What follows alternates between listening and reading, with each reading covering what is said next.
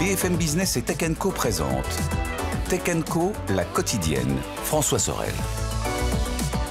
Et un grand bonsoir à toutes et à tous, 19h32, tout pile en ce mardi soir. Très heureux de vous retrouver et bienvenue sur BFM Business pour Tech Co, la quotidienne. Vous le savez, chaque soir, nous sommes là du lundi au jeudi, 90 minutes de tech en direct à la radio, à la télé. Puis après, bien sûr, vous pouvez retrouver tous ces contenus en replay et en podcast. Avec au sommaire, ce soir, dans Tech Co, la quotidienne, eh bien, encore une fois, on va revenir sur l'actu du moment, les actus du jour avec cette bulle de l'IA. C'est vrai que quand on voit tous les indicateurs, il y a de quoi se poser des questions. On va en parler et faire un point global là-dessus. On va parler aussi d'un secteur qui est sans doute en passe d'être complètement bouleversé par l'IA, c'est la publicité. Et Google qui a sorti une solution incroyable pour générer des pubs quasiment un claquement de doigts. Et puis un invité exceptionnel tout à l'heure, c'est Eric Carrel qui est sans doute l'une des personnalités les plus intéressantes dans le domaine de la santé connectée, de la e-santé en France, puisque c'est le patron de WeThings. On fera un point sur l'actualité produit de WeThings, avec notamment la montre connectée qui a été mise à jour, mais aussi un capteur qui se glisse, pour tout vous dire, dans les toilettes, qu'on va découvrir tout à l'heure. Et puis aussi, on verra avec Eric Carrel un petit peu les différentes pistes vers lesquelles là, en fait, la e-santé pourrait évoluer quand on voit qu'Apple investit beaucoup d'argent sur ce sujet. Voilà quelques-uns des thèmes que nous allons aborder ce soir. Encore une fois, merci d'être là et bienvenue à vous toutes et à vous tous. Tech Co, la quotidienne, le débrief de la tech. Évidemment, pendant une heure, on débriefe l'actu tech avec, toujours, vous le savez, chaque soir, les pointures dans ce domaine de la tech qui sont là pour justement nous éclairer, nous donner leur point de vue dans ce secteur qui est en perpétuelle ébullition. On va le voir encore une fois ce soir. Cédric Ingrand est avec nous. Salut Cédric. Salut François. Directeur général de Heavyweight Studio. Et Cédric, si vous suivez l'actualité tech, vous le connaissez forcément puisque pendant de nombreuses années, il était journaliste à LCI, à TF1. Tu avais ta propre émission tech il y a quelques années. Merci d'être là en tout cas, Cédric. Et nous avons aussi Alain Goudet qui est là. Salut Alain. Salut François. Directeur général adjoint de Neoma Business School. Alain qui, évidemment, de par ton métier, suit de manière très précise, j'allais dire chirurgicale, l'actualité tech. Si tout va bien tout à l'heure, nous retrouverons Marion Moreau qui, pour l'instant, est avec nous, mais sans doute par le biais d'Autoradio, dans les embouteillages. Marion, écoute, tu es un petit peu en retard, mais c'est pas grave, on t'attend. Enfin, en tout cas, il faut que tu arrives avant le dessert. Et le dessert, chez nous, c'est 20h30 à peu près. L'actualité, pour débuter, j'évoquais évidemment pour commencer cette bulle de l'IA, et c'est vrai que même si tous les signes sont plutôt encourageants, Nvidia avec ses processeurs que tout le monde s'arrache, OpenAI qui a changé son statut, on l'a vu il y a quelques jours de cela, Google qui effectivement continue sa percée dans l'intelligence artificielle, on parle aussi de Microsoft bien évidemment. Il n'y a que Apple qui est un peu en retrait sur ce sujet, mais en tous les cas, tout ça pour vous dire que, il y a pas mal de signes qui montrent que cette excitation concernant l'intelligence artificielle va peut-être nous emmener sur des contrées un peu boueuses, voire chaotiques. Alors, c'est peut-être pas ce qui va se passer, mais quand on voit que OpenAI a signé ce deal à 38 milliards de dollars avec AWS, je sais que Frédéric Simotel en a parlé hier, que OpenAI prévoit aussi une entrée en bourse. L'année prochaine, on parle d'une valorisation de 1000 milliards de dollars. On se dit jusqu'où tout ça va aller parce que, et on en parle régulièrement, cet écosystème est assez consanguin finalement. Peut-être un peu moins avec Amazon, parce qu'Amazon n'a pas promis à OpenAI 38 milliards d'argent en échange des 30... Enfin, ça a ce côté un peu moins circulaire que ce qu'on a vu passer entre oui, ça rajoute un peu de 109, on va dire. Nvidia, Oracle, qui sont tous poussés 100 milliards les uns vers les autres. C'est ça. Bon, il y a quand même un souci, en fait, c'est que, tu sais, pendant longtemps, par exemple, sur les banques, on disait « too big to fail ».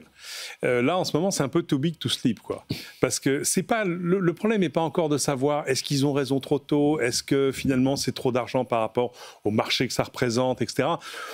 Ils auront probablement raison à un moment. Le timing, c'est comme en comédie, le timing c'est important. Mais là, le problème c'est que, et là on va un peu plus loin qu'un OpenAI, si tu prends les 10 plus grosses valorisations de la tech mondiale qui sont aux États-Unis, elle représente aujourd'hui à elle seule 40% de la valeur du S&P, du l'indice Standard & Poor's, c'est-à-dire des 500 plus grosses entreprises américaines. 40% des 500 plus grosses entreprises américaines, ça veut dire que tu représentes mécaniquement 20% de toutes les valorisations de toutes les entreprises cotées dans le monde. Dans ces conditions-là, s'il y en a un de ces 10-là qui tousse, tout le monde s'enrhume. Eh oui, c'est ça. Parce qu'évidemment, la première vraie chute en entraînera d'autres par des effets dominos, surtout justement s'ils ont ces espèces de relations, allez, on va dire très serrées, assez consanguines, avec des méga deals. Le premier deal qui échoue va en entraîner d'autres. Donc on est quand même dans une situation de danger pendant longtemps. Souviens-toi, il y a 2, 3, 4 ans, on disait « Oh là là, quand même, toutes ces valorisations, regardez tout l'argent que ces startups lèvent par centaines de millions. » Oui, mais ça, c'était de l'argent privé, c'était du private equity, on n'était pas sur la bourse. C'était pas comme la bulle Internet des années 2000, où tout à coup, tu vois, la maîtresse de tes enfants te disait « Mais est-ce qu'il faut que j'achète plus d'actions Amazon ?» Là, on revient sur quelque chose qui peut avoir des impacts vraiment sur l'économie réelle, qu'ils aient raison ou pas au final. Il faut savoir que les dépenses liées à l'intelligence artificielle devraient atteindre 375 milliards de dollars en 2025. 2026, on devrait dépasser 500 milliards de dollars. Et c'est vrai que Wall Street est un peu stressé en ce moment. C'est-à-dire quand tu vois que, je vais passer ce chiffre, je crois que le cumul de l'argent qu'OpenAI doit investir là, c'est 1400 milliards de dollars. On était quasiment à la moitié du budget de la France. Enfin, ouais. Forcément, c'est ébouriffant. La question, c'est est-ce que ça peut tenir ? Surtout quand tu as énormément de promesses, parce qu'on le voit, Sam Altman fait 3 annonces par semaine, oui, avec des produits qui sont tous plus éblouissants que les autres, mais on cherche encore le modèle économique derrière tout ça. Enfin, en tout cas, l'argent ne coule pas à flot. 800 millions d'utilisateurs, quelques dizaines de millions d'utilisateurs payants, donc c'est quand même quelques milliards d'argent qui rentrent chaque année. Mais évidemment, on n'est pas du tout à l'échelle des investissements qu'il y a derrière. Alors, la bonne nouvelle, c'est que Marion vient de nous rejoindre. Alain, ton point de vue sur ce sujet ? Mon point de vue, on est déjà sur un côté de dérisquer OpenAI de ressources trop concentrées du côté des deals précédents et notamment de Microsoft. Donc il y a un mouvement stratégique très clair d'OpenAI de diversifier quand même son approvisionnement en puissance de calcul, qui est quand même, c'est pareil, quand on parle de chiffres, on est sur des volumétries jamais vues en fait, tout simplement. Faut quand même avoir en tête que tout ce dont on est en train de parler se passe aux États-Unis, qui est clairement aujourd'hui dans les puissances économiques qui, on a l'impression, joue quasiment tout son futur économique et sa domination économique sur le sujet de l'IA, puisque quand on regarde les investissements dans les data centers réalisés aux États-Unis, en fait, c'est ce qui aujourd'hui porte le PIB américain, qui serait flat sans ça. Qui serait en récession. Ouais, donc on a vraiment le sentiment qu'il y a presque, on mise tout pour avoir un leadership mondial sur le sujet. Et puis, pour le coup, moi, je trouve que c'est un mouvement qui est assez pertinent, parce qu'effectivement, dans les gros acteurs en capacité de fournir ce type d'investissement et de dépenses qui se chiffrent en dizaines de milliards de dollars, il n'y en a pas beaucoup. Et pour le coup, Amazon fait partie des rares qui casse un peu le cercle dans lequel tout l'écosystème était un peu inscrit. Donc moi, je trouve que c'est un mouvement intéressant. Pour Amazon, c'est intéressant aussi parce qu'on a un peu le sentiment qu'ils étaient partis en retard, finalement, sur le sujet. Donc ça leur permet, quelque part, de rentrer dans le jeu, alors quand bien même ils avaient investi dans Anthropic, notamment. Mais voilà, on remet un peu les compteurs. Moi, je trouve que, pour le coup, c'est plutôt assez sain. D'ailleurs, quand on regarde la réaction de la bourse américaine, ça a été en augmentation sur l'action d'Amazon. Voilà. En fait, on voit bien que la guerre, elle n'est pas autour des services des clients et de la rentabilité. La guerre, elle est autour de l'acquisition de la puissance de calcul. Tout à fait, ouais. C'est un peu comme si demain, Starbucks te disait tiens, je vais acheter tout le café d'Amérique du Sud. Ah, flûte, et que vont faire les concurrents. Mais là aussi, c'est ébouriffant, parce que 38 milliards de dollars en puissance de calcul chez Amazon, oui, de fait, on n'a pas de précédent. On ne sait pas ce qu'ils vont faire. Enfin, c'est absolument monstrueux. Oui, sauf qu'en plus, l'agriculteur qui gère tout ce café investit dans ta boîte. Parce que c'est un peu ça aussi. C'est ça le truc un peu consanguin, j'ai envie de dire. Marion nous a rejoint. Bonsoir Marion. Oui, alors mes excuses, il faut une première fois, ça m'est jamais arrivé. Mais non, mais tu sais quoi, c'est la faute de PSG Bayern. Non, mais il y a un match de foot juste à côté, et ça a tout bloqué. Ce soir, c'était un enfer. Mais c'est pas grave, l'essentiel c'est que tu sois avec nous. Tu es journaliste, bien sûr, et fondatrice d'Hors-Normes Média. Alors, tu as peut-être écouté le début de ce débat. C'est vrai qu'on évoque... C'était bien ? Oui. On évoque cette possibilité d'en faire un peu trop concernant l'IA. Est-ce que finalement, on n'est pas à l'orée d'une bulle qui pourrait éclater voilà, c'est ce qu'on évoquait avec Cédric Alain. Oui, alors si tu me le permets en une seconde, François, j'ai eu une discussion tout à l'heure avec un investisseur, Benoît Grossman, pour ne pas le citer, d'Euraseo, qui investit depuis très longtemps dans la tech. Et lui aussi, il se pose beaucoup de questions en tant qu'investisseur. C'est pas n'importe quel fonds. C'est des gens qui misent en early stage, d'ailleurs très souvent très tôt. Et pareil, il évoque une bulle très probable, en tout cas financière, comparable à l'ère de la post-bulle, la bulle Internet. Alors on est d'accord ou pas, mais en tout cas c'était un son de cloche que je trouve intéressant aujourd'hui. Alain, toi tu n'y crois pas? Non, Cédric, j'y crois pas, mais mitigé, j'ai l'impression. Je l'ai même écrit. Enfin, on a devant nous en fait une inconnue, et c'est ça qu'il faut accepter. C'est-à-dire que ce que j'expliquais là à l'instant, c'est qu'aujourd'hui on a un pays, les États-Unis, qui jouent tout leur futur économique sur ce sujet-là. Donc évidemment, ça donne des trucs hallucinant, avec des valos à 1000 milliards de dollars, valos cibles, des investissements. Quand il n'y a pas au moins $1 milliard, finalement, on ne regarde même pas. Quoi. Donc, c'est juste des repères qu'on n'a jamais vus, ça c'est clair.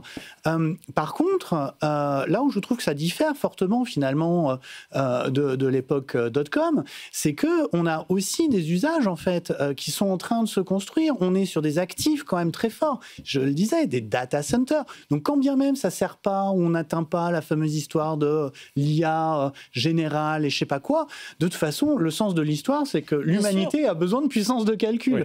Oui. Donc que ça soit pour ça, pour l'IA générative, pour des modèles IA tout autres qui restent à inventer ou pour autre chose, moi, je suis pas trop inquiet, en fait, par rapport à ce truc-là. Et on a quand même devant nous, finalement, des perspectives, parce que quand on regarde les usages en entreprise, il y a encore tout à inventer à l'échelle mondiale.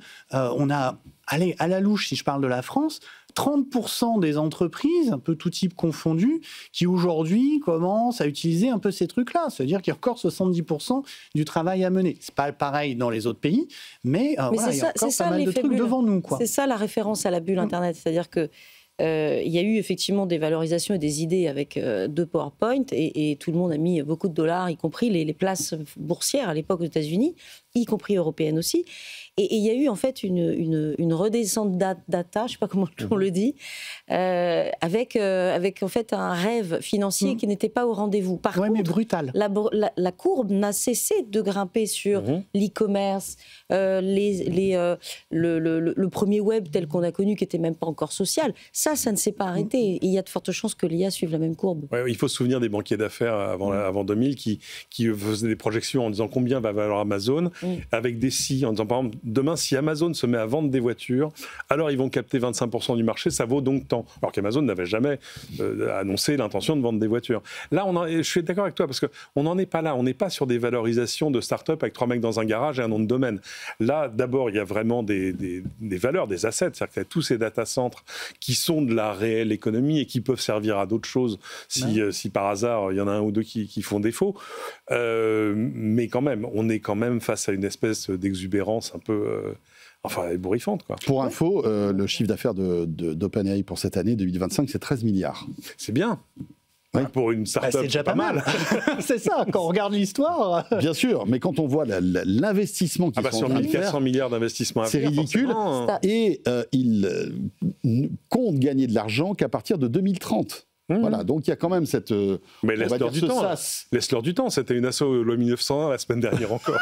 Ça, c'était pour gérer les gouvernances potentielles futures. Mais il y a aussi Stargate, 500 milliards l'année dernière, qui d'ailleurs fait des petits un peu partout, avec l'Argentine, avec les pétromonarchies, avec... ils se musclent quand même beaucoup OpenAI aussi avec la puissance étrangère dans leurs projets. Bon, écoutez, on va suivre ça de près, mais vous avez l'air d'être plutôt confiant. On risque d'en reparler. Oui, on risque d'en reparler, parce qu'il y aura encore quelques dizaines ou quelques centaines de milliards qui vont être annoncés dans les jours et les semaines qui viennent.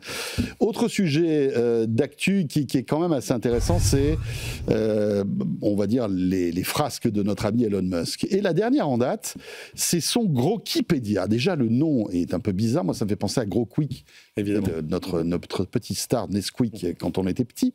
Et Grokipédia, c'est la réponse d'Elon Musk à Wikipédia, parce qu'il faut savoir que depuis toujours, Elon Musk déteste Wikipédia. Il estime que, évidemment, c'est un média de gauche avec des propos woke que lui ne supporte pas. Et avec Grokipédia, il veut instaurer la vérité. Voilà. Donc, la pravda. Exactement. Alors, c'est un sujet intéressant parce que Wikipédia, c'est un peu, je dirais, les fondations du web. Depuis toujours, on a Wikipédia. On a tous appris énormément de choses sur Wikipédia. Le modèle est admirable de Wikipédia. Le fait que, évidemment, il y ait cette communauté qui s'auto-surveille avec parfois des sujets graves qui ont été mis sur la table, mais qui ont été corrigés, etc., etc. Et voilà, Elon Musk qui dit, grâce, moi, à mon grok, vous allez voir, je vais laminer Wikipédia, je vais faire Grokipédia. Je voulais avoir votre avis là-dessus, parce que, est-ce que c'est aussi... on va dire, surréaliste que tous les autres sujets d'Elon Musk ou pas, finalement? Ou est-ce que finalement, le fait d'avoir un Wikipédia bis, avec un autre point de vue, c'est plutôt une bonne nouvelle pour équilibrer tout ça? Est-ce qu'il fallait un autre point de vue? Enfin, parce que Wikipédia... Parce que c'est même pas un point de vue, Wikipédia. C'est une plateforme. Oui. C'est une plateforme qui essaie de dire des choses factuelles. Et c'est un peu le problème de base de toutes les démocraties aujourd'hui. C'est que tout à coup, les faits ont moins d'importance que l'opinion. Il y a plein de gens qui te disent « Arrêtez de me donner des faits, mon opinion est faite ». Voilà. Et donc, dans ce sens-là, Grokipédia est largement dans l'air du temps.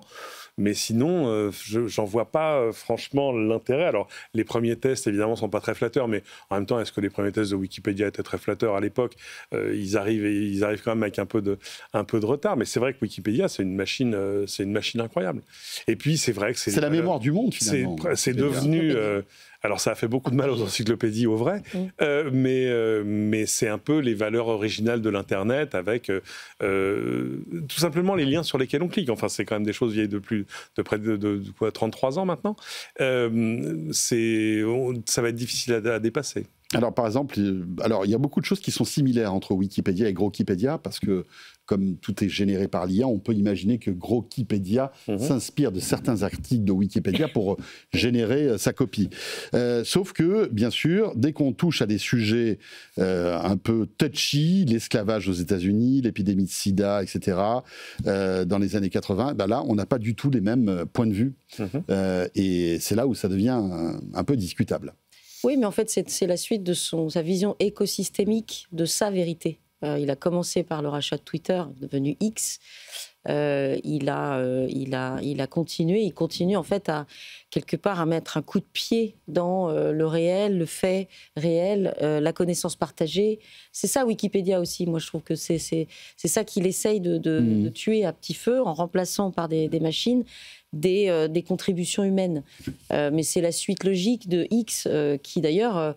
tout ça marche très bien parce que X AI va nourrir Grokipédia, il va être quelque part la machine de guerre derrière en faisant entraîner toutes ces données. Donc c'est aussi un projet très techno, je pense, derrière. Mais c'est du Musk tout craché. C'est pas souhaitable ce monde-là, c'est clair. C'est pas souhaitable. Alain, est-ce que tu vas choisir ta source d'information sur Grokipédia? Alors moi j'aime bien la pluralité de points de vue. Donc je suis resté sur X, que j'ai toujours un peu du mal à appeler X. Voilà, je mets toujours un peu Twitter derrière. Mais ça, entre parenthèses, ça serait peut-être. Je pense que c'est la plus grosse erreur d'Elon Musk d'avoir débaptisé Twitter et l'avoir renommé X. Si dans son optique originale c'était de faire la super app qui faisait tout, etc. Alors de fait, il fallait changer de nom. Ouais. Mais regarde, la super app, on l'attend un peu. T'appelles un tweet. Comment t'appelles un tweet quand c'est chez X? Un post. Ouais, mais tu vois, enfin, il y avait tout un... C'était devenu dans le langage naturel. C'est une terrible perte de branding. Et ça reste encore. Twitter restera parce que justement ça fait référence à l'Internet qu'on aime bien. C'est ça. Alors on referme la parenthèse. Alain, pardon. Donc du coup, néanmoins, si je m'autorise la métaphore, c'est un peu le trousse social de l'encyclopédie, quoi. C'est-à-dire que, le réseau social de Donald Trump. Oui, mais c'est ça la réalité. C'est que, tu l'as très bien dit, c'est qu'aujourd'hui, par rapport aux faits scientifiques, on oppose plutôt la perception du monde. Voilà, entre perception et fait scientifique, il y a quand même une vraie différence. Il y a eu pas mal, justement, à l'époque de Wikipédia, quand c'est sorti, il y avait des grands débats sur la fiabilité des informations, du savoir qui était diffusé. Ça a été validé, revalidé et re-revalidé en termes de fiabilité. On dépassait la fiabilité de l'encyclopédie universaliste qui, pour les plus anciens, représentait quand même quelque chose de très pointu et de très travaillé. Et de très lourd aussi, je ne sais pas si vous vous souvenez. Mais très volumineux. C'était très lourd. Et très cher. Et très cher. Et c'est vrai que Wikipédia a amené finalement cette démocratisation du savoir au sens scientifique presque du terme. Bon, on a Grokipédia qui débarque avec une logique de boîte noire inhérente au LLM, au mode de fonctionnement de toutes ces choses-là, et avec quand même des choses dont on sait quand même sur le modèle de Grok, où manifestement, il semblerait que dans les usages, quand on utilise ce modèle-là, il y a des choses où on va regarder le point de vue de son propriétaire s'il s'est exprimé sur tel ou tel sujet à l'avance. Ouais. Bon, voilà, est-ce que c'est bien, est-ce que c'est mal ? J'ai envie de dire, c'est un autre point de vue. Là où ça devient important, c'est évidemment dans les utilisateurs d'être au courant un peu de ces sujets-là, de comment les articles sont créés, quels sont les biais inhérents à tel ou tel modèle d'IA générative, et éventuellement à tel ou tel éditeur et fournisseur de ces modèles. Bon, ça nécessite, et là, pour le coup, le job est dans des établissements comme le mien, d'éclairer un peu les consciences, développer l'esprit critique, d'avoir des démarches un peu de métacognition sur tous ces sujets. L'idée, c'est qu'il ne faudrait pas que ça affaiblisse Wikipédia qui est déjà en fâcheuse posture, on le voit souvent, enfin je sais pas, moi je vais souvent sur Wikipédia et on nous sollicite souvent pour... Il y a des appels aux dons réguliers, mais... Oui, mais c'est pas le même modèle. Elon Musk, lui, il a... Tu vois, oui, mais il se revoit toujours des fondations pour soutenir Wikipédia. Je suis pas très inquiet quand on regarde les milliards qu'on dépense par ailleurs. Souvent, tu vois, voilà, Wikipédia a besoin de vous, enfin il y a toujours ces... Ce qui est intéressant, c'est que dans le même temps, Musk, il a fait un truc qui est vachement intéressant sur X, c'est les notes de la communauté, qui est un truc qui permet... Et pourquoi, en fait, il faut aller à la source. Quand Twitter était Twitter et que Musk n'en était qu'un utilisateur avec énormément de followers, dès qu'il mettait un post, il y avait 400 spams en dessous vendant des fausses cryptos, enfin, etc., etc. Il y avait plein de trucs de gens qui se faisaient passer pour lui, qui racontaient n'importe quoi. Et c'était sa première frustration. Pourquoi il a voulu le racheter ? Je pense que c'était d'abord pour faire la chasse à ça. Et ce qu'il a inventé avec les notes de la communauté est intéressant parce que, en gros, ça vous permet, plutôt que d'aller dans les réponses en disant non, cette vidéo est fausse, ou etc., ou non, cette photo date de 1972, etc., tout coup, vous pouvez faire une note de la communauté qui va s'afficher juste en dessous. Mais pour que ça marche, il faut que d'autres la valident. Et pour qu'il soit validé, il faut que les autres qui la valident soient d'ordinaire pas d'accord avec vous.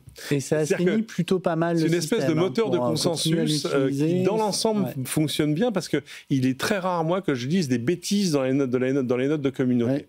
Et oui, il y a une autorégulation qui se fait. Et ça, il pourrait parfaitement l'appliquer à Grokipédia, au moins pour valider ce que dit le moteur. Oui, sauf qu'il estime que Wikipédia est woke. Donc, en fait, il y aura forcément des sujets où ça va fighter, si tu veux. Pire que ça. Il y en a toujours. Il est quand même aujourd'hui un animal politique sévère pour l'Europe. C'est quand même lui qui fait de l'ingérence en visioconférence sur des manifestations de l'extrême droite en Grande-Bretagne il y a quelques mois. Moi, j'irais beaucoup plus loin que le simple fait de dire qu'il est anti-gauche, il est notamment le soutien de Trump dans sa campagne contre les wokistes, etc. Ça va beaucoup plus loin. Il est proactif, en fait.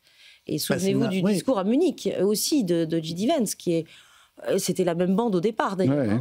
Donc, moi, je suis assez inquiète quand même sur le bonhomme qui a quand même aujourd'hui révélé sa dimension politique. Surtout, il veut créer son parti. C'est un troisième parti aux États-Unis, si ça marche, c'est un faiseur de roi. Bien sûr.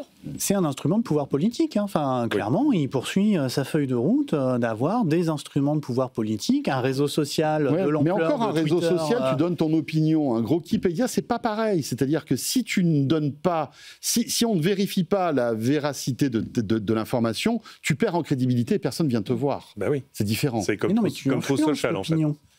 C'est même pire. Oui, justement, en te faisant passer pour une encyclopédie, tu vas influencer l'opinion. Tu as eu des recherches qui ont été publiées sur le sujet. On est capable d'influencer l'opinion, comme un média politique, sur les thèses complotistes, à travers l'usage des IA génératives et des LLM. Donc, en fait, il ne fait que passer à l'échelle mondiale cette philosophie-là, qui est une forme d'influence, clairement. Je suis d'accord. Bon, écoutez, on va faire une petite pause et on va revenir. On va parler de toute autre chose dans quelques instants. On va aller dans l'espace avec la 3e mission commerciale d'Ariane 6 et ce soir, hein, on retient notre souffle, les amis. C'est aux alentours des 22h, 22h03 je crois. Mais Jean-Baptiste Huette va nous expliquer tout ça parce qu'il y a un satellite européen qui est sur cette fusée qui va être lancée. Et puis, on restera en Europe avec cette nouvelle BMW qui, là, est en train de faire mieux que la Model 3 de Tesla, Cédric. Cette BMW iX3, tu en as entendu parler ? Et bien sûr. Voilà, qui peut rouler sans les mains, comme ça, hein, jusqu'à 130 km/h. Voilà. Bon, on va en parler dans quelques instants. Merci en tous les cas d'être là. Petite pause, Tech & Co, la quotidienne, revient juste après ceci. Tech & Co, la quotidienne sur BFM Business. Tech & Co, la quotidienne, le débrief de la tech. Voilà, il est 20h pile. Merci d'être avec nous. Très belle soirée sur BFM Business. Vous avez choisi Tech & Co et vous avez bien fait. On est ensemble jusqu'à 21h, comme chaque soir. Pour débriefer l'actu ce soir, Marion Moreau, journaliste et fondatrice d'Hors-Normes Média. À tes côtés, Marion, c'est Cédric Ingrand, directeur général de Heavyweight Studio et ancien journaliste à TF1 et LCI. Et Alain Goudet est avec nous, directeur général adjoint de Neoma Business School. Avant de parler de cette BMW qui conduit à 130 km/h, sans les mains. Eh bien, avant tout ça, j'aimerais que nous parlions d'espace avec ce nouveau lancement ce soir pour Ariane 6 depuis Kourou. C'est le 4e lancement de l'année pour la nouvelle fusée européenne qui poursuit tranquillement sa montée en cadence. Alors, la fusée doit placer en orbite le satellite européen Sentinelle 1D qui est dédié à l'observation de la Terre dans le cadre du programme pour Copernicus. Le décollage est prévu à 22h03, donc dans 2 heures pile. Et Jean-Baptiste Huette nous raconte ce qui va se passer.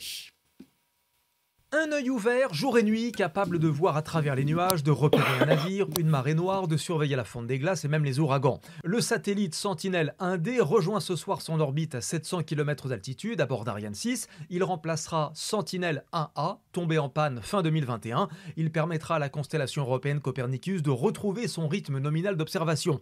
Copernicus est aujourd'hui l'un des plus grands programmes d'observation de la Terre au monde. 11 satellites opérationnels, 25 téraoctets de données par jour, accessible gratuitement à tous, scientifiques, États, entreprises, un modèle unique des données européennes offertes à la planète entière.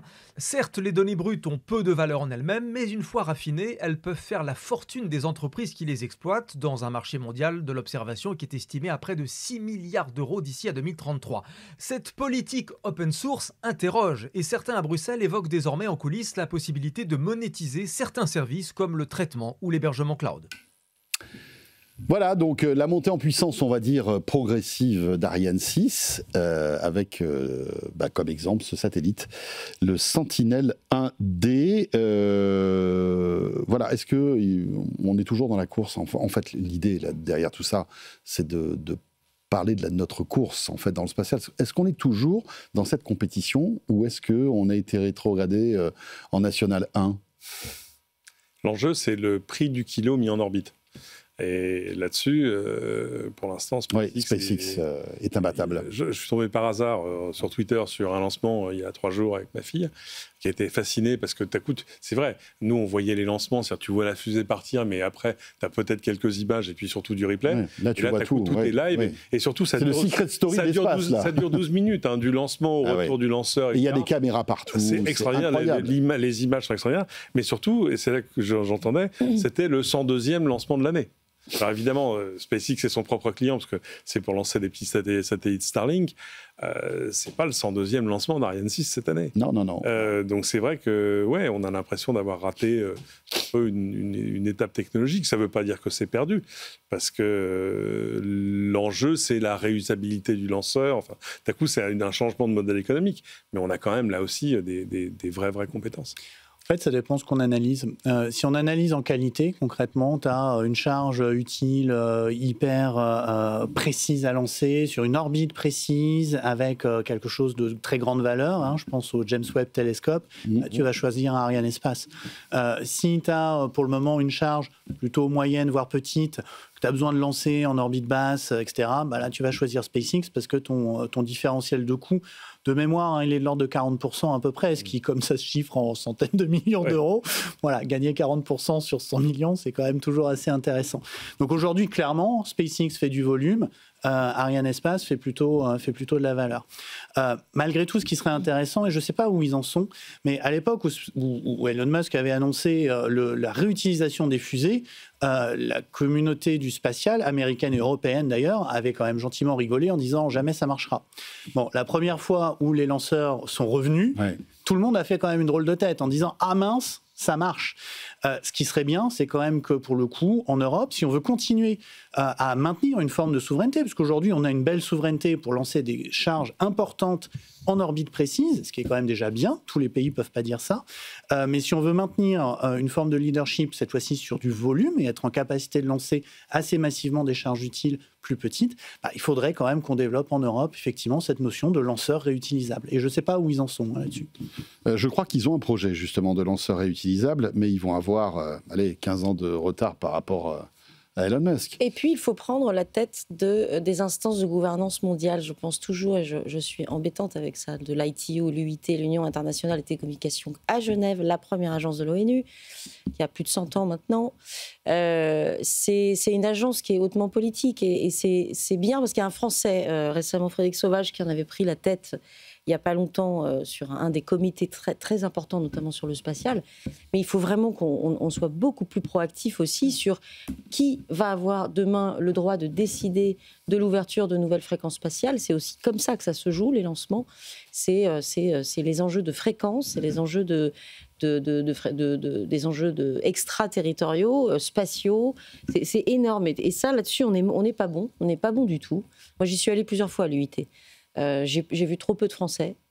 Maintenant, ça commence à venir, mais il y a une présidence américaine, il y a eu une présidence chinoise, et les Russes ont essayé de prendre la tête. Donc on voit bien qu'il y a des organes comme ça sur lesquels le spatial, notamment, est un enjeu de taille. Puis l'autre chose, moi, derrière cette actu, alors c'est vrai que tu disais SpaceX, j'ai appris que c'était le 10 millième satellite Starlink le mois dernier, donc effectivement, il ne faut plus qu'on traîne maintenant. Ce qui est intéressant derrière ces lancements, je trouve, c'est les objectifs. Il y a des lancements qui sont opérés pour des enjeux commerciaux, là c'est le cas notamment de Sentinelle, je crois, militaires, scientifiques, de coopération, etc. Et je suis curieuse de savoir dans quelle mesure ces enjeux-là ne se frottent pas à d'autres de temps en temps. Par exemple, la Chine qui a fait plusieurs lancements très importants, l'Inde aussi. On sait bien qu'aujourd'hui, ce n'est pas que du commercial, mais c'est affiché tel quel. Et ça, c'est intéressant à suivre parce que le spatial se militarise beaucoup aussi. Alors, jusqu'à la fin de l'année, il y a encore, je crois, 1 ou 2 lancements en 2025. Alors, c'est toujours des satellites, on va dire, institutionnels. Il n'y a pas encore de lancement privé commercial. Le premier lancement privé commercial pour Ariane, ça sera début 2026 et ça sera Kuiper. Voilà. Ah ouais.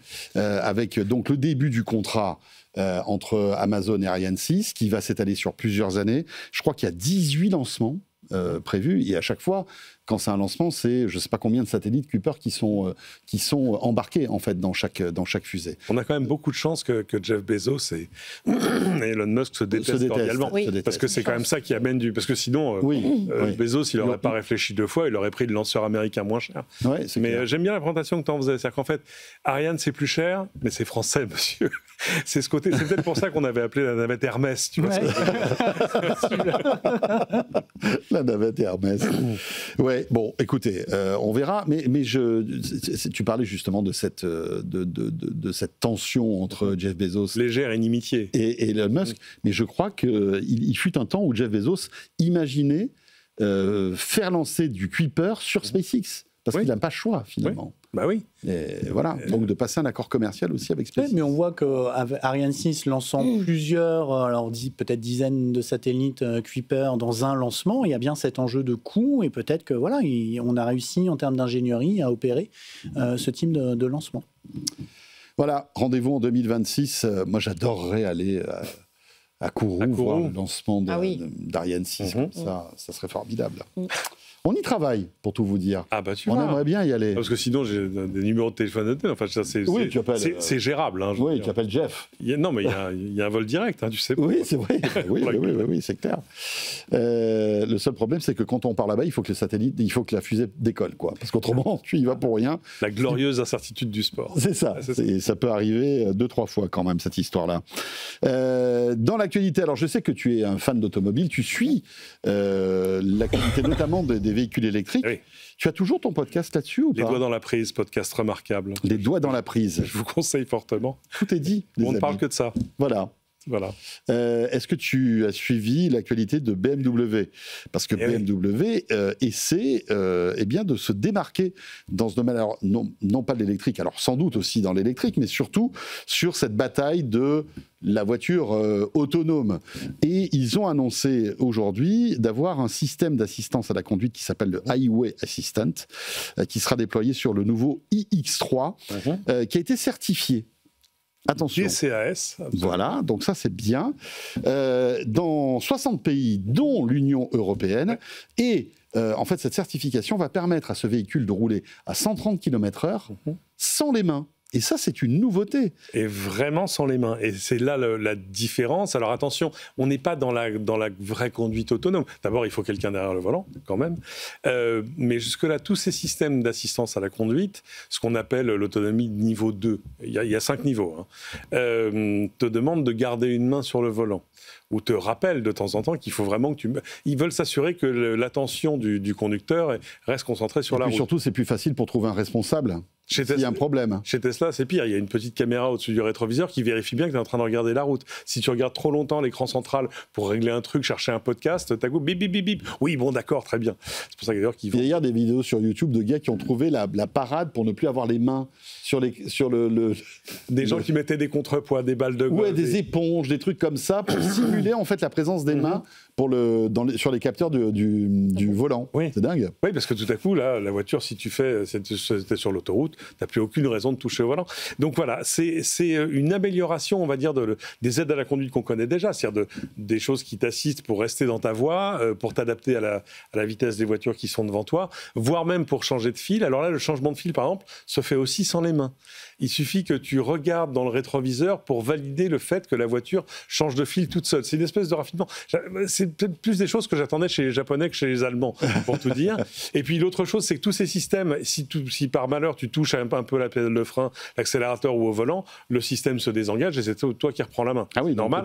Le pilotage automatique se coupe. Là, c'est une logique plus floue. Tout à coup, si tu veux le reguider sur quelque chose ou accélérer un peu ou décélérer un peu, le système va pas se désengager. Donc c'est pas une espèce, c'est pas un truc sur ouais, ils ont fait mieux que la voiture autonome de Tesla ou de Waymo. On n'est pas sur le même terrain. On est sur une amélioration notable des fonctions qui existent déjà dans les voitures. Ça sort en Allemagne, je crois, en 2026 et chez nous en 2027. Ça marchera pas partout parce que DCAS, c'est, tu l'as dit, 60 pays dans l'Union européenne. Ça ne comprend ni la Chine ni les États-Unis. Non, mais ça veut dire qu'en France, tu pourras rouler absolument avec cette voiture. Inch'Allah, absolument. Non, mais pendant ce temps-là, tous les systèmes sont en train d'arriver et c'est intéressant parce qu'il y a même des problèmes algorithmiques. On se demande par exemple si structurellement la conduite autonome version Tesla pourra être validée en Europe. Ce qui est un problème parce que si mes comptes sont bons, ça fait 3300 jours qu'Elon Musk nous vend de la conduite autonome. Moi, je vois des voitures d'occasion maintenant un peu vieilles arriver en disant non, mais ça comprend la conduite autonome qui n'a jamais été autorisée. Mais ça ne t'empêche pas de l'acheter. Et c'était une option d'ailleurs. Il est trop fort. Assez à 7 600 euros, je crois, aujourd'hui. Ça a été jusqu'à 10 000. Ils ont le bon réflexe maintenant. Ils te permettent de louer cette fonction. Oui, tu la louer par mois, je crois, c'est $200. C'est entre 100 et $200. C'est ça. Il y aura aussi une fonctionnalité sur cette BMW qui est dans les villes, qui permet en fait à la voiture de s'arrêter au feu rouge et de repartir au feu vert. C'est ce que font déjà tous les systèmes de conduite autonome. Mais en France, on n'avait pas ça en France. Encore ça. La Tesla ne fait pas ça en France. Non. Ce que je trouve intéressant, c'est que cette certification qu'a réussi à avoir BMW va peut-être faire accélérer justement la concurrence et des niveaux d'autonomie un peu plus élevés. Et c'est intéressant parce qu'en fait, si tu prends des voitures, des Tesla récentes, d'autres voitures, des BYD, etc., ce que la voiture sait faire est bien au-delà de ce que permet la réglementation. Oui, bien sûr. C'est honnêtement, pour faire aujourd'hui 400 mètres d'autoroute, ces voitures, elles sauraient le faire absolument toutes seules. Tu dis 400 km, pas 400 mètres.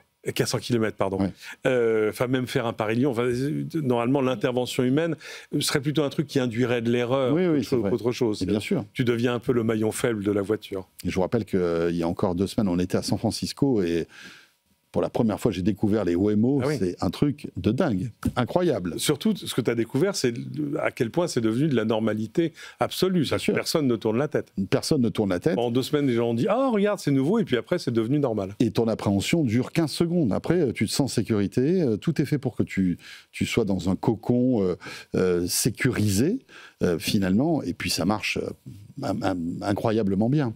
Qui veut réagir sur ce sujet Moi, ce que je trouve intéressant sur les choix de BMW, c'est au niveau technique, parce que pour le coup, en fait, ils font le choix de plusieurs types de capteurs de l'environnement. Parce que le gros il y a du lidar sur cette BM ou pas ? Il y a du lidar. Je crois qu'il y a du lidar. Ouais. Et justement, ils font la convergence comme ça d'un certain nombre de méthodologies de captation de l'environnement. Donc du coup, il y a quand même, pour le coup, une expertise assez intéressante qui est en train d'émerger, de convergence de tous ces traitements-là algorithmiques de l'environnement, qui, a priori, devrait quand même amener probablement un peu plus de précision et de fiabilité, ce qui est quand même un vrai sujet, parce que si on reprend sur les Tesla, sur la détection de l'environnement, on est uniquement basé sur un système à base de caméras, avec tous les biais et les limites qu'on peut connaître de ce type de démarche. Donc c'est vrai qu'on voit que finalement, même en partant un peu plus tard, puisque la vision initiale de Musk, c'était de dire non mais le lidar, ça restera trop cher, trop encombrant, trop moche, donc j'en mets pas.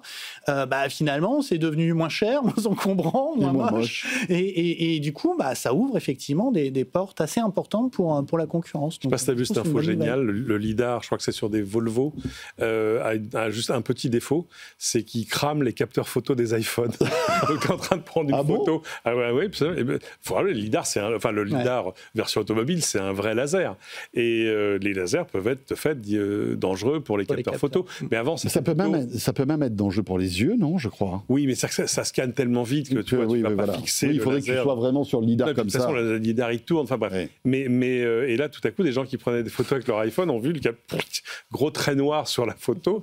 Ça va être un problème. Ça va être un nouveau type de constat. Excusez-moi, monsieur, vous avez cramé mon iPhone. Marion ? Écoute, je trouve ça très intéressant à suivre, la voiture autonome, surtout quand tu as du mal à circuler dans Paris comme ce soir. Donc, oui. Bon, après, je ne sais pas si ça t'aurait permis d'arriver plus tôt. Avec une Waymo, peut-être si, mais avec tout le reste, c'est-à-dire l'infrastructure, le légal, le technique, le réglementaire. Mais pour clore sur ce sujet, c'est vrai que quand on monte dans une Waymo, on monte dans le futur et on monte dans un futur certain. C'est-à-dire que on se dit, voilà, on est peut-être en avance de phase par rapport à ce qui se passe dans le monde, mais évidemment, on a une pensée pour les chauffeurs de taxi, les chauffeurs d'Uber, etc., etc. On n'y peut rien, en fait, c'est comme ça. C'est inévitable. Voilà. Et c'est surtout la sensation, pour la première fois, j'avais la sensation vraiment de rentrer dans un robot et de me dire, je confie ma vie, mine de rien, à un robot. Et c'est assez troublant comme situation. On enchaîne avec Coca-Cola. Non pas que cette émission soit sponsorisée par ce soda qui plaît à certains et pas forcément à tout le monde. Mais ce qui est intéressant, c'est que vous savez, Coca-Cola a cette cette particularité de faire des campagnes, notamment pour Noël, où on met en avant le Père Noël qui livre des cadeaux, etc., les rennes, le Coca-Cola, d'autant que c'est dans les couleurs, en plus, les codes couleurs du Coca, il y a beaucoup de rouge, etc., etc. Ça existe depuis toujours. Je pense qu'au tout début du Coca, il y avait les Papa Noël qui ouvraient une canette ou une bouteille de Coca. Ce qui est intéressant, et déjà on en avait parlé l'année dernière, parce que Coca-Cola aime bien ce sujet-là, cette année, et l'année dernière, c'était quelques bouts, je crois, de la vidéo, mais cette année, et si vous êtes avec nous en télé, la pub qu'on vous montre, en fait, le spot vidéo a été complètement fait par l'intelligence artificielle. Ah oui. Voilà. Donc, plus d'agence de... Alors oui, il y a dû avoir une agence quand même qui a piloté le projet, mais tout ce que vous voyez là est généré par l'IA. et c'est fou parce que c'est des images qui produites par des humains avec de la 3D, etc., seraient extrêmement chères à produire. C'est-à-dire qu'en fait, c'est là où l'IA est la meilleure, c'est pour faire des plans qui sont extrêmement chers, soit à tourner, soit à créer. Et c'est évidemment significatif qu'une marque, qui est une marque reine, parce que voilà, en marque consumer, Coca est dans le top 10 mondial, disent voilà, moi je passe le pas tout de suite, parce qu'en plus je suis dans un univers féerique rêvé, où tout à coup la réalité a un peu moins d'importance. Alors, ce qui est intéressant, c'est que Coca, il va malgré tout, on va dire petit à petit, parce que cette pub ne sera pas diffusée à la télé.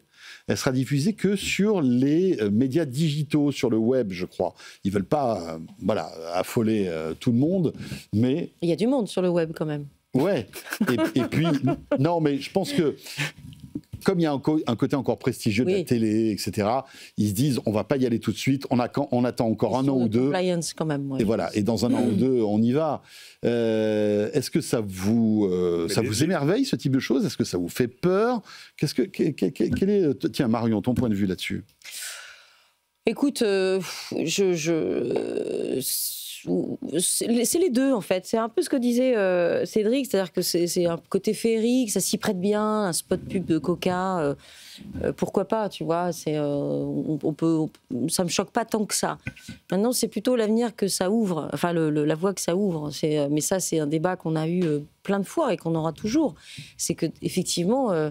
Le 100% IA, c'est beaucoup moins de créatif, c'est des pertes d'emploi, et ça, derrière, il y a quand même une réalité. Donc, on peut ouvrir les yeux en se disant c'est magique et waouh, c'est sympa, mais derrière, ça va donner des idées peut-être à d'autres qui seront peut-être plus gros que Coca encore, peut-être Hollywood, peut-être... Ouais, mais je te mets à l'aise, ces idées-là, ils les ont déjà.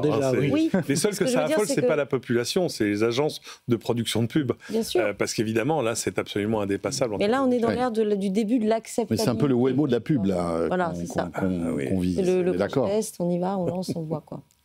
Après, est-ce que la vraie créativité, souvent je pense à Thierry Ardisson, au regretté Thierry Ardisson, qui a inventé des slogans publicitaires incroyables. Est-ce que l'IA arrivera un jour à trouver la paire? Il n'y en a pas deux, quoi. Enfin, je schématise au maximum, mais est-ce que ça, c'est pas véritablement une marque d'intelligence humaine? De trouver d'avoir cette créativité dans la publicité qui doit être fulgurante pour que, en quelques secondes, paf, tu te souviennes d'un slogan ou d'un... Moi, je travaille beaucoup sur les sujets de créativité dans le domaine de la musique. Je teste énormément de modèles sur de la composition, je fais de la compo, etc. Ce que je trouve de problématique là dans le spot, c'est que en fait, Coca a indiqué que c'était généré par IA, et quand tu lis les réactions, parce que la pub est effectivement dispo sur Internet, en fait, on se rend compte qu'il y a plutôt une levée de bouclier, c'est-à-dire qu'il y a énormément de commentaires assez négatifs. C'est vrai que si on regarde un peu le détail de la pub, initialement, la pub d'origine, c'est plutôt le Père Noël, le soda et l'ours polaire. Là, on nous a mis des écureuils, des cigognes, on a tout un zoo. Et voilà.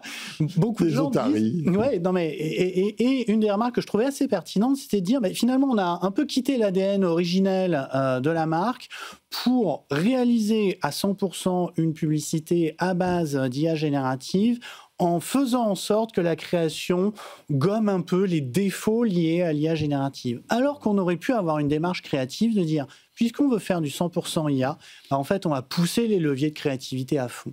Et finalement, je trouve qu'on est dans une espèce d'entre-deux, même à la fin, là, je ne sais pas si on le voit sur ce qui est diffusé, quand on a le logo de la marque qui s'affiche, qui normalement fait la forme de la bouteille, là, on a une espèce de truc qui ressemble, alors on voit le logo, tout va bien, on lit la marque, tout va bien pour la marque, mais par contre, on quitte ce côté ADN où ça ressemble à la bouteille.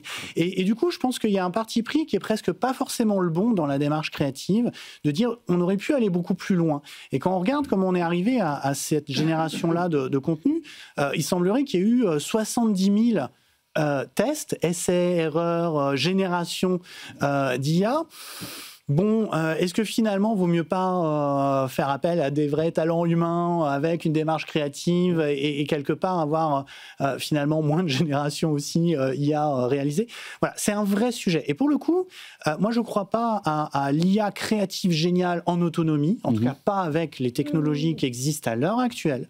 Ce à quoi je crois énormément, c'est d'utiliser ces outils-là dans le processus créatif, et on a d'ailleurs des éditeurs logiciels qui l'ont bien compris, hein. Il suffit de regarder ce que fait Adobe sur sa suite créative, il rapproche très fortement les modèles génératifs du geste créatif, le tout encapsulé dans leur application métier. Et ça, je pense, ça va être effectivement une des formes de l'évolution du processus créatif. Par contre, est-ce qu'il y aura l'IA générative à Hollywood, dans la pub, dans la composition musicale? Bah ouais. Alors, et c'est déjà bien qu'on le sache, parce que oui, ils auraient pu très bien. J'aimerais moins demain être émerveillé devant quelque chose qui n'est pas... Après cette pub, c'est un peu un laboratoire de la part de Coca, puisque l'année dernière, ils avaient fait la même chose sur le même thème, mais c'était moins bien réalisé. Les roues, par exemple, du camion ne tournaient pas bien, etc. Donc, c'est aussi un point d'étape de l'avancée technologique d'une année sur l'autre. C'est ça que je trouve très intéressant, même s'il y a plein de bugs, il y a plein de trucs qui paraissent un peu bizarres sur cette pub. Et j'aimerais qu'on enchaîne sur un autre sujet qui est très intéressant, puisqu'on reste vraiment dans ce thème de la publicité. Il y a Pomeli qui a été annoncé par Google. Cédric, et tu voulais nous en parler, parce que s'il y a bien un truc qui met une claque, on va dire, à la création de la publicité, c'est bien ça. Ouais. Il y a une chose qu'on a oublié de dire sur la pub Coca, c'est que ce qu'a fait Coca, une PME de Limoges aurait pu faire la même chose. Et c'est ça la vraie révolution. C'est tout à coup l'accessibilité de ce niveau de création graphique, on va dire, pour des budgets qui tout à coup sont ceux de presque monsieur ou madame tout. Pour vous donner un ordre d'idée, pour compléter ce que tu dis, une pub de Noël de Coca, c'est 1 an de travail. C'était 1 an de travail avant. Là, il a fallu 1 mois. Voilà. Alors, Pomeli, c'est une expérimentation des labs de Google, mais c'est accessible. Alors, c'est pas encore accessible chez nous. Vu que ça fonctionne surtout en anglais, c'est pour l'instant uniquement pour les pays anglo-saxons. Donc, soit vous avez un bon VPN, soit vous avez un peu de patience. Qu'est-ce que fait Pomeli? En fait, c'est une automatisation du processus créatif, justement pour des gens qui n'en ont ni le temps ni les moyens. Là où tu pourrais, par exemple, si tu as le site web de ton entreprise, demander à ton LLM favori, donne-moi des idées de campagne de pub, peux-tu me générer des... Là, tout est automatisé. C'est-à-dire que tu démarres et tu vas juste donner l'adresse du site web de l'entreprise. Pomeli va aller l'explorer, trouver ce que sont à la fois ta charte graphique, tes typographies, ton logo, tes couleurs, et puis aussi les choses qui sont importantes pour toi, et ça c'est vrai que ton site web d'ordinaire l'exprime pas mal, ton ton de communication, et à partir de tout ça, le système va te générer des campagnes automatiquement.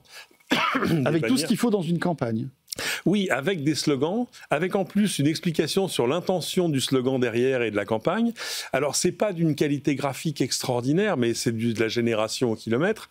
Mais en tout cas, c'est des pistes créatives vachement intéressantes. Moi, ça fait 2-3 jours que je l'essaye. C'est confondant sur l'intelligence du truc, c'est-à-dire que il comprend tout de suite quels sont les bons axes de communication et ceux qui pourraient vraiment résonner. Il en invente même parfois, moi je l'ai essayé sur des marques avec lesquelles je travaille, et on dit, mais ça c'est une super idée. C'est dommage que je puisse pas te dire, parce que il y a des choses, même sur du luxe, il y a des choses vraiment remarquables, et c'est pas encore des campagnes IP. Alors, pour une PME, ça suffit 1000 fois. Honnêtement, si tu es l'entreprise chauffagiste leader de ta région, tout à coup, tu peux débiter de la campagne vraiment presque au kilomètre. Et surtout, ça te permet de tester ce qui marche pas sur tes réseaux sociaux habituels. Non, c'est remarquable. Et là aussi, un peu comme ce qu'on disait sur Coca, tout à coup, ça met ça à un étage qui n'est pas celui d'une entreprise qui va faire appel à une agence de pub, mais plutôt celle vraiment de la PME locale qui a besoin de renforcer sa communication sur les réseaux sociaux. Et qui fait tout toute seule, finalement. Voilà. Et qui te donne les bonnes idées et qui en plus t'explique pourquoi l'idée est bonne. Enfin, non, c'est vachement bien foutu.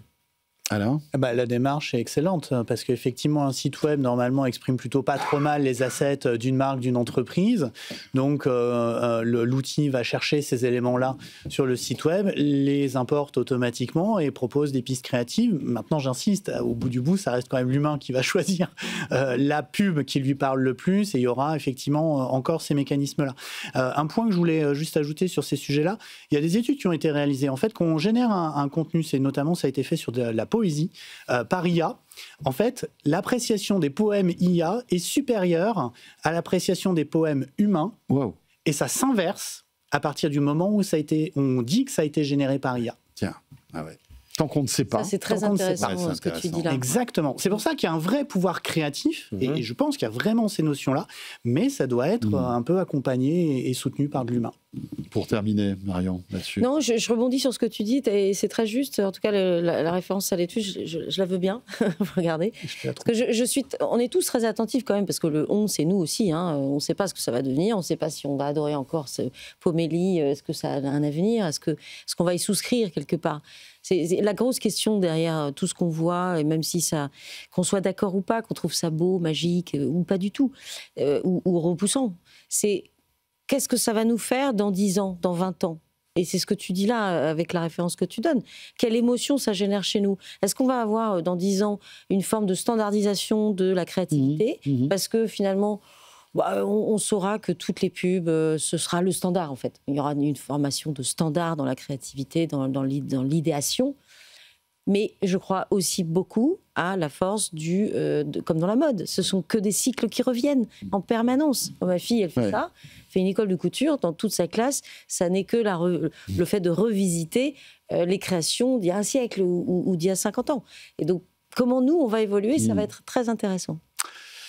Eh bien voilà, c'est avec cette question en suspens que se termine ce débrief de l'ActuTech. Merci beaucoup à tous les trois. Merci Marion. Merci à toi. À très vite. François, oui. Marion Moreau. Je reviendrai tôt la prochaine fois. Oh, écoute, juste à l'heure, hein, ça il n'y a pas de problème. Et toi aussi d'ailleurs.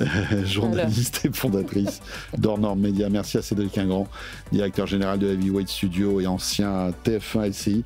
Et merci à toi Alain. Avec plaisir François. Alain Goudet, directeur général adjoint de Neoma Business School. On a encore une demi-heure à passer ensemble avec juste après le Tech Flash de Julien Thibault, une personnalité qui compte dans la e-santé, c'est Eric Carrel qui nous rejoint sur ce plateau, le fondateur de WeThings. On parlera des nouveautés et puis aussi de sa vision du futur de la santé connectée. À tout de suite. Tech & Co, la quotidienne sur BFM Business.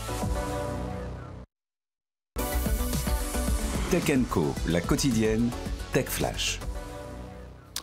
Voilà, dans quelques instants, nous irons faire un petit détour du côté de la rédaction de Tech & Co pour parler des derniers déboires de TikTok. Et puis juste après, Eric Carrel, le patron et le fondateur de WeThings, sera mon invité. Mais auparavant, à 20h34, ce qu'il faut retenir de l'actu tech du jour, c'est le Tech Flash. Et ce soir, c'est avec Julien Thibault. Salut Julien. Bonsoir François, bonsoir à toutes et à tous. Et à la une, Pékin propose de réduire de moitié le coût de l'électricité pour les centres de données qui choisiront des puces chinoises. L'objectif est clair, soutenir la filière nationale et réduire la dépendance vis-à-vis des technologies américaines, tandis que les restrictions à l'exportation de puces avancées restent en vigueur. Dans le même temps, Nvidia poursuit son ancrage en Europe.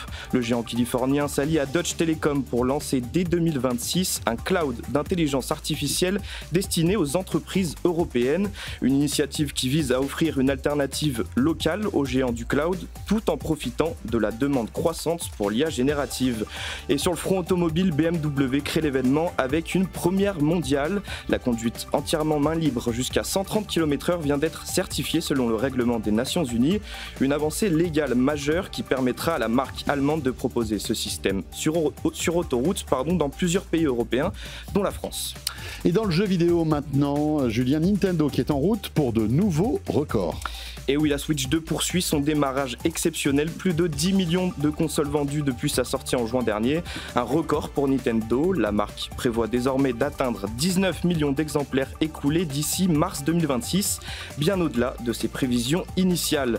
Enfin, dans la musique, Deezer tente de bousculer Spotify avec un abonnement 2 fois moins cher. Une offre testée en France pour séduire un public plus large, mais qui inclut des publicités et des fonctionnalités restreintes. Spotify, de son côté, a annoncé aujourd'hui avoir dépassé les 700 millions d'utilisateurs actifs, avec une hausse des abonnements payants de 12% sur un an au 3e trimestre. Et pour finir, je vous donne rendez-vous ce soir à 22h30 pour Tech & Co Business avec Frédéric Simotel. Cette semaine, Geoffrey Célestin Urbain, président du campus cyber, est revenu sur la richesse de l'écosystème informatique français. On écoute un extrait tout de suite. En France, souvent, les entreprises françaises ne savent pas qu'il y a une offre cyber des non-spécialistes évidemment, hein, qu'il y a une offre cyber importante d'acteurs français. Ça aussi, c'est l'un des rôles du campus cyber, c'est de porter un peu la voix de ces acteurs français. Oui, c'est de faire savoir, c'est de faire connaître déjà l'idée maîtresse que beaucoup de monde ignore, qui est qu'on a un écosystème extrêmement riche et extrêmement diversifié d'offreurs de cybersécurité. Il n'y a pas uniquement des Américains ou des Israéliens ou des Chinois, il y a tout un tissu d'entrepreneurs et de boîtes françaises qui sont hyper compétitives sur des segments de marché comme... Voilà, les firewalls, les EDR, la gestion sécurisée des identités, sur le cloud maintenant. Donc on a toute cette richesse d'acteurs et l'idée, c'est justement que ces acteurs-là puissent vraiment bénéficier de cette demande qui commence à s'ouvrir sur l'effet de la directive européenne. Et donc c'est d'organiser la rencontre entre les deux. Et on a une petite tendance au bashing aussi côté français et côté européen à se dire on est à la ramasse, donc on n'a personne. En réalité, non, on n'est pas à la ramasse, on n'a pas personne. L'idée, c'est vraiment en fait de faire grossir cet écosystème côté offre. Voilà, Tech & Co Business à retrouver donc ce soir sur BFM Business, à la radio, à la télé, puis bien sûr les replays et les podcasts juste après. 20h38, direction tout de suite la rédaction de Tech & Co comme chaque soir. Tech & Co, la quotidienne, la chronique techandco.com. Sylvain Trinel nous a rejoint. Bonsoir Sylvain. Bonsoir. Alors journaliste bien sûr, la rédaction de Tech & Co. Et TikTok est de nouveau dans la tourmente avec cette fois-ci une enquête en France, Sylvain. Et oui, est-ce que vous vous souvenez de la commission parlementaire sur les effets de TikTok sur les mineurs? Je ne vous en voudrais pas si vous nous en souvenez pas. Ah oui, je m'en souviens, on en avait parlé. On a eu 25 gouvernements.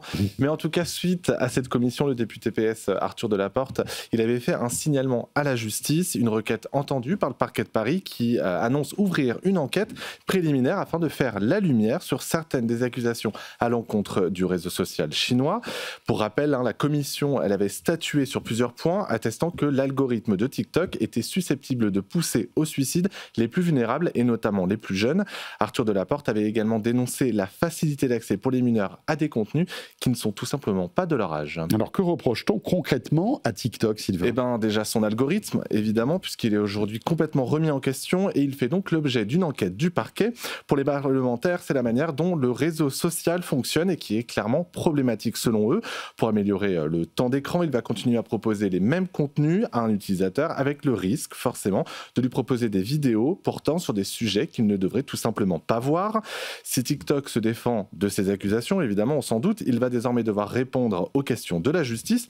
Et le parquet affirme vouloir constater si TikTok respecte bien ses obligations de notification de soupçons d'infraction, mais aussi en savoir davantage sur le fameux algorithme, ce que TikTok s'est jusqu'ici refusé à faire. Et pour les réseaux sociaux, évidemment, l'algorithme, c'est la clé de voûte de leur modèle économique. Autant dire que les enjeux sont particulièrement importants et pas que TikTok. Voilà, un problème supplémentaire pour TikTok. Évidemment. On attend toujours le rachat de la filiale américaine. Oui, c'est vrai. Par Donald Trump. On n'en parle plus là. Depuis 6 mois, ça revient régulièrement. Ouais, ça revient régulièrement. Mais là, on est dans le creux de la vague, on va dire. Merci beaucoup, Sylvain Trinel de la rédaction de Tech & Co.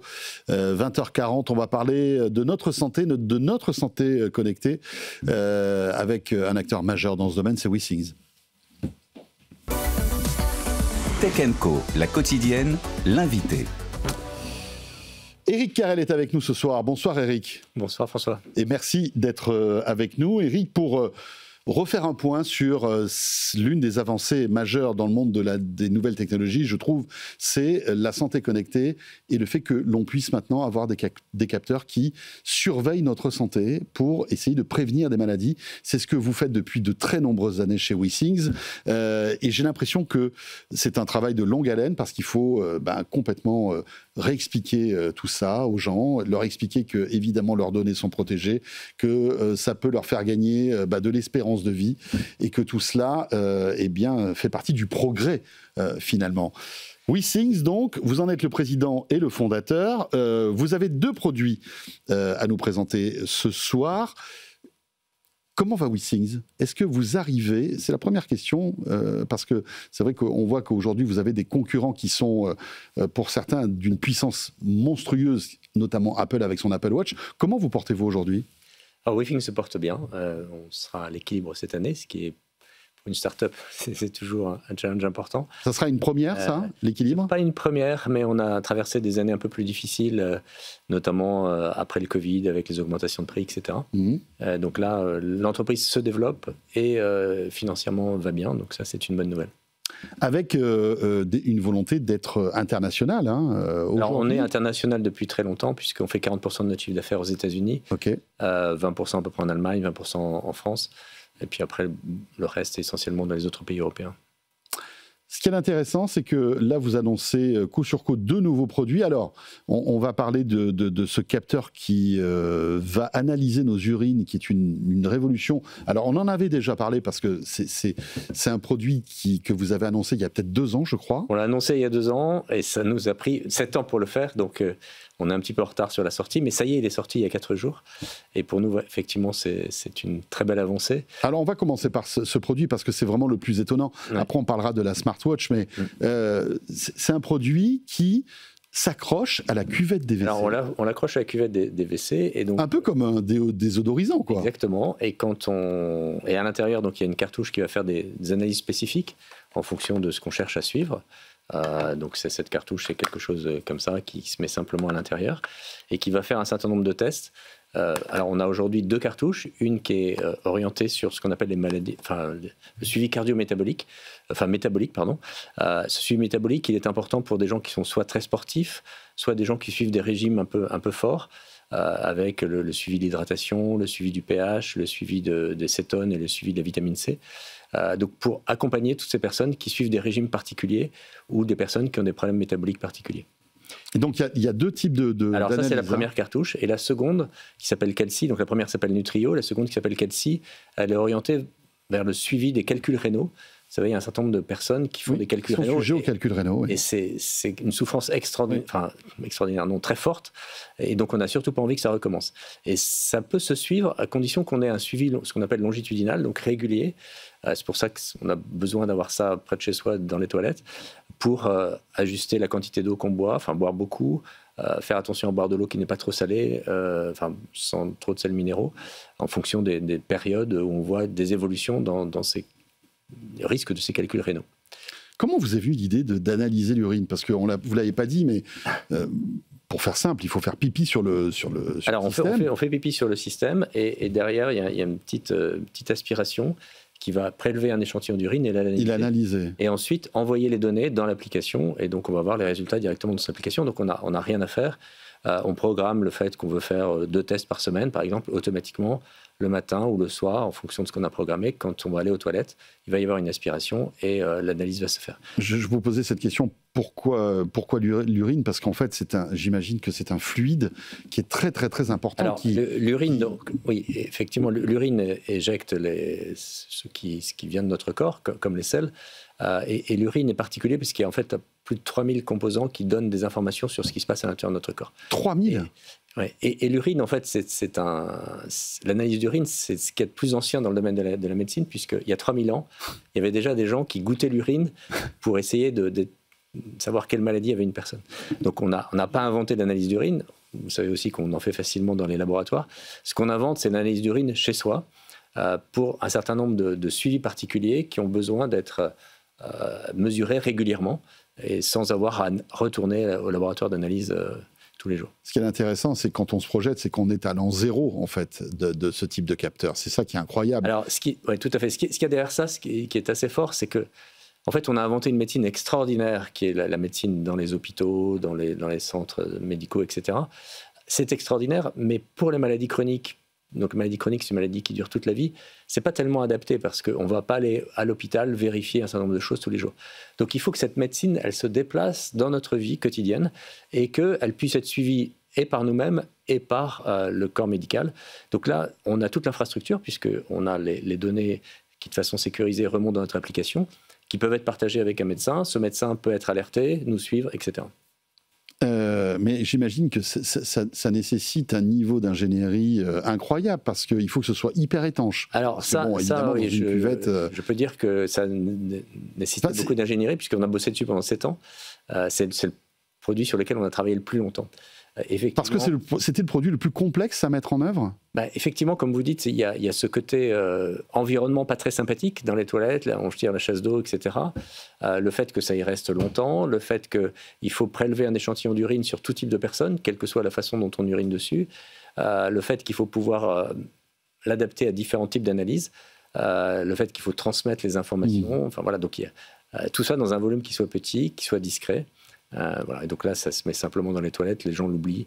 Et ça fait cette mesure très discrètement. Qu'est-ce qu'on pourrait aussi analyser, détecter comme maladie, on va dire, naissante dans les urines? Là, parce qu'on est, je disais, on en est au tout début. Oui, alors c'est quasi illimité, non? Oui, c'est quasi illimité. Alors, je ne vais pas trop m'étendre parce qu'il y a des choses qui sont encore confidentielles, mais effectivement, on travaille sur les prochaines cartouches et les possibles sont énormes. C'est-à-dire, là, je vous disais qu'il y avait 3000 composants dans les urines.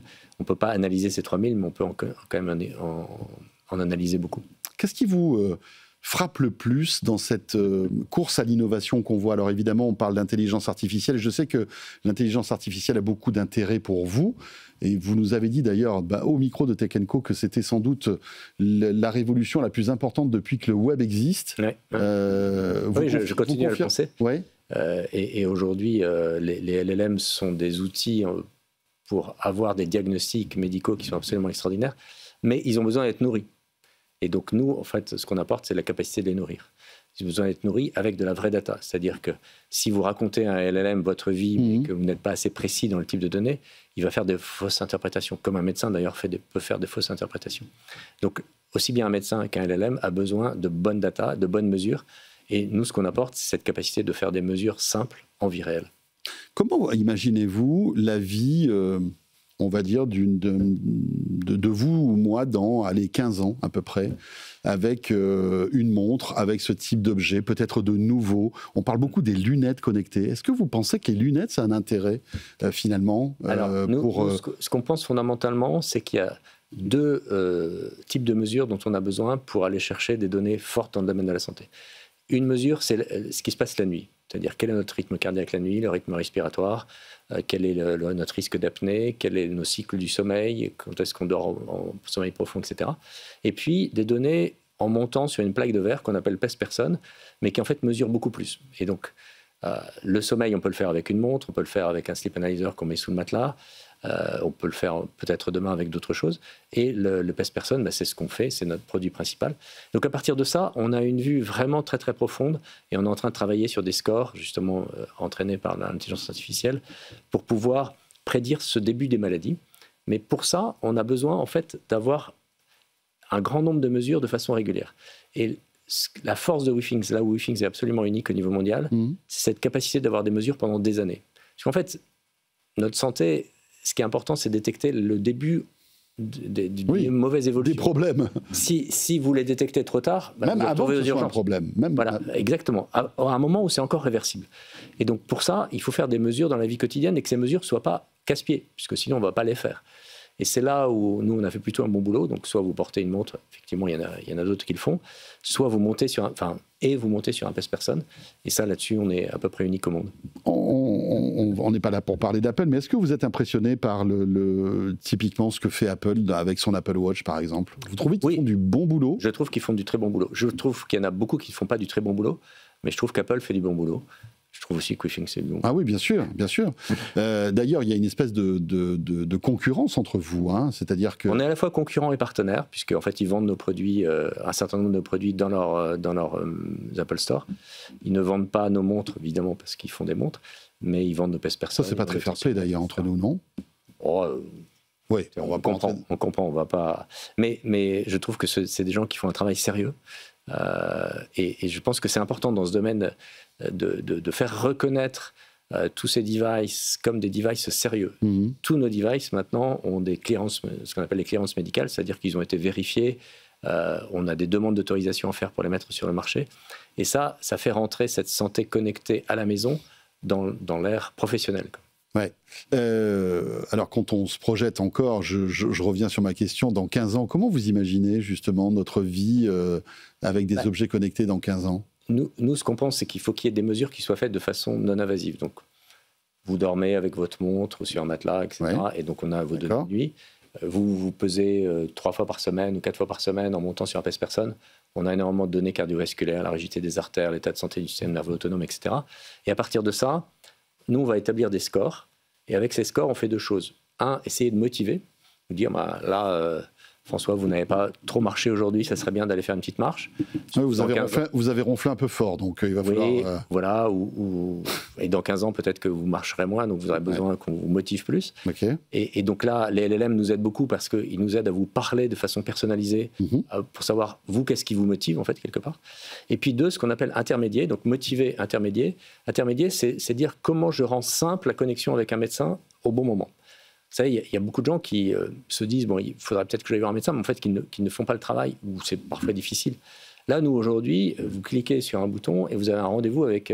vous avez une relecture de votre ECG par un cardiologue. Demain, vous aurez un rendez-vous avec un cardiologue. Aux États-Unis, on est en train de mettre en place le fait que demain, vous pouvez avoir un rendez-vous médical pour faire un diagnostic d'apnée. Un rendez-vous avec un nutritionniste. Donc, tout ça se met en place. Et donc, réduire cette distance entre... nous et le corps médical, c'est ça qui se passera demain. Et encore une fois, ce qui est important, c'est à la fois pour le patient et à la fois pour le corps médical, comment on optimise la vie du patient et comment on optimise le temps médical. Et si on veut optimiser le temps médical, il ne faut pas soigner les gens quand ils sont très, très, très malades. Il faut soigner les gens au début des évolutions. Un mot sur la ScanWatch, qui est l'un de vos produits leaders, en fait, que vous faites évoluer régulièrement. La ScanWatch 2 est sortie, là vous l'avez présenté, je crois, à Berlin, à l'occasion en septembre, oui, on a sorti une nouvelle version, effectivement. Avec une fonctionnalité assez étonnante, vous arrivez, grâce au capteur, à prédire la grippe avant qu'elle n'arrive. En fait, on a une mesure de température, là, donc là, je sais que là, je suis à 36,8 par exemple. Ce qui est pas mal. Ce qui est pas mal. On a une mesure de température qui est extrêmement précise, la plus précise au monde dans ce type de device au poignet. Et ça, parce qu'Apple n'arrive pas à avoir cette précision-là. D'ailleurs, il ne donne aucune température, en fait. C'est les évolutions qu'ils arrivent à avoir. Exactement. Alors que nous, on donne une température. Et donc, avec ça, on fait 2 choses. On fait les suivis de cycle pour les femmes et on détecte les pics de température. Et en fait, ce qui est intéressant, c'est que notre corps, quand il commence à être malade, il réagit plutôt que nous, on le sent. Et donc, on va avoir une évolution de la température et cette évolution, on va la détecter et on va dire à quelqu'un, là, il se passe quelque chose, donc mets un masque, rentre chez toi, va te reposer, etc. Après, à chacun de voir ce qu'il veut en faire. Ça ne nous permettra pas d'éviter la grippe, on est d'accord ? Non, ça ne permettra pas d'éviter la grippe, mais ça permettra peut-être de la passer à vos proches. Oui, mais on pourrait imaginer que le fait de la détecter de manière plus en amont nous permettrait de prendre des médicaments peut-être plus tôt pour peut-être atténuer les symptômes. Alors, il y a des prises de température sur lesquelles ça va être le cas, mais il y a aussi un certain nombre de cas où, en fait, ce qui est important, c'est de pouvoir se reposer le plus tôt possible, puisqu'en se reposant, en s'isolant le plus tôt possible, en fait, c'est comme ça que la maladie va avoir le chemin le plus court. Quelle est votre volonté ? C'est de vous rapprocher, on va dire, de certaines institutions, de grosses sociétés. On parle beaucoup de Doctolib, par exemple. Est-ce que ça aurait un intérêt que WeSing discute, et peut-être que vous le faites déjà, avec Doctolib pour qu'il y ait des passerelles, pour que justement, dès qu'on détecte quelque chose qui vacille dans notre santé ou des signes avant-coureurs, on puisse plus facilement prendre rendez-vous, des choses comme ça ? Bien sûr, on se parle, on se parle déjà. Aujourd'hui, il n'y a pas encore de choses très concrètes qui sont mises en place, mais il y a 2 évolutions. 1, effectivement, l'échange des données et la prise de rendez-vous. Et 2, aussi de vulgariser ces mesures chez les médecins. C'est-à-dire qu'aujourd'hui, quand vous allez chez un médecin, il y a quand même assez peu de mesures qui sont faites. Demain, avec l'organisation des cabinets médicaux, où il y aura des personnes qui font un certain nombre de mesures avant que vous voyez le médecin, ça sera intéressant de pouvoir faire ces mesures telles que nous, on les fait déjà à la maison. Aujourd'hui, en fait, on fait plus de mesures à la maison qu'on en fait quand on va voir un médecin. On est en train de réfléchir au prochain budget de notre pays l'année prochaine, notamment celui de la sécurité sociale. Est-ce qu'à votre avis, grâce à tous ces objets que vous mettez en place, on pourrait faire énormément d'économies sur le budget de la Sécu ? Nous, c'est ce qu'on pense. Vous n'arrivez pas à le chiffrer, ça ? Alors, on commence à le chiffrer sur ce qu'on appelle la prévention tertiaire, c'est-à-dire des maladies qui sont déjà déclarées. Je vais prendre un exemple très simple. Quelqu'un qui fait une crise cardiaque, on sait qu'il a à peu près 50% de chances de retourner dans l'année à l'hôpital. Un séjour à l'hôpital, je ne sais pas combien ça coûte en France, mais un séjour à l'hôpital aux États-Unis, ça coûte $13 000. Donc si vous économisez un peu de retour à l'hôpital, 1, vous améliorez la vie du patient, 2, vous économisez de l'argent pour le système et de façon forte. Donc on est convaincu que... puis vous désengorgez aussi les urgences. Pour certains types de maladies, on évite les contagions, etc. Donc forcément, ça va venir. C'est un changement de mentalité assez profond. C'est-à-dire que les médecins n'ont pas été formés à ça. Est-ce que les politiques vous écoutent, par exemple? Vous allez les voir, ils vous écoutent? Les politiques nous écoutent, oui. En France, jusqu'au plus haut, je peux vous dire. La difficulté, c'est qu'on a des systèmes qui sont extrêmement bien protégés. C'est-à-dire traverser toutes les strates de l'administration française, de la Haute Autorité de Santé, à la Sécurité sociale, etc., pour que tout le monde soit convaincu, ça prend énormément de temps. Alors on va y arriver, mais il nous faut encore quelques années. Dans quelques semaines, le CES de Las Vegas, vous viendrez avec quelques nouveautés ou pas? Pour le CES? Et bien voilà, on aura l'occasion de se retrouver avec plaisir sur le plateau de Tech & Co au CES de Las Vegas. Merci beaucoup Eric Carrel. Merci à vous. Président et fondateur de WeThings, pour terminer ce Tech & Co en ce mardi soir. Toujours un plaisir que de passer cette soirée en votre compagnie. On sera là demain, bien évidemment. Et le replay, le podcast de cette émission qui vous attend d'ici quelques minutes. Un grand merci de nous suivre. Vous pouvez aussi retrouver Tech & Co dorénavant, vous le savez, depuis quelques semaines maintenant, sur la chaîne YouTube de Tech & Co. N'hésitez pas à vous abonner d'ailleurs à cette chaîne. À très vite. Tech & Co, la quotidienne sur BFM Business.